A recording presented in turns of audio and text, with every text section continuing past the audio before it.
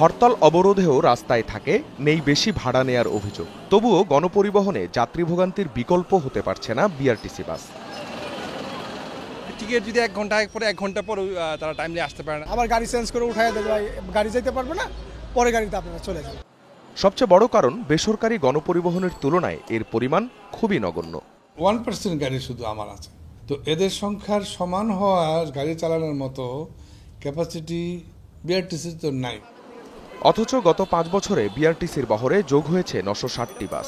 এছাড়া বিভিন্ন শিক্ষা প্রতিষ্ঠানের ভাড়ায় আছে 200টি, বেসরকারি খাতে ইজারায় চলছে 115টি। মতিঝিল টু চান্দুরা পর্যন্ত রাজস্ব আসে 2400 টাকা। বিআরটিসির অফিসারকে প্রতি গাড়ি পিছু 200-300 টাকা ঘুষ দিয়ে আমাদের কাছে নিতে 3300-3500 টাকা।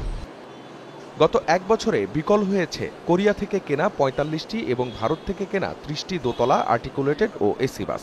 রাজনৈতিক সহিংসতার আগুনে পুড়ে অচল হয়েছে 5টি। বড় দুর্ঘটনায় চলাচলের যোগ্যতা হারিয়েছে আরও 8টি। আজ থেকে 6-7 বছর আগেও ঢাকার রাস্তায় এই গাড়িগুলো দেখা যেত, যেগুলো শুধুমাত্র যাত্রীদের কাছেই জনপ্রিয় ছিল না, বরং বিআরটিসির ইতিহাসেও সবচেয়ে বেশি ব্যবসা সফল গাড়ি। অথচ পরবর্তীতে এগুলো নষ্ট হয়ে যাওয়ার পর তা আর মেরামত করা হয়নি।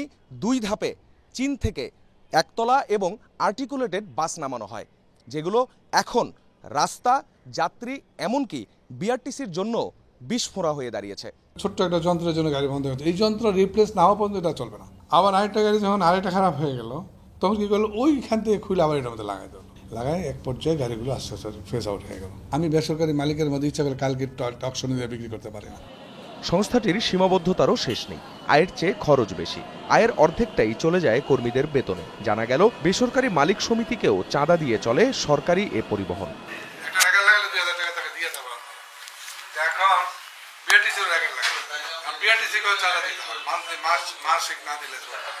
তাহলে হচ্ছে বিআরটিসির উপরে প্রেসারটা কি মালিক সমিতির, আবার পুলিশেরও? পুলিশেরও আছে। বললে তো ওই গভর্নমেন্টের গাড়ি বন্ধ করে। এত কিছুর পরও পর্যায়ক্রমে নতুন 300টি ডাবল ডেকার, 100টি আর্টিকুলেটেড বাস কেনার সিদ্ধান্ত নিয়েছে বিআরটিসি। প্রশ্ন হলো, কার স্বার্থে?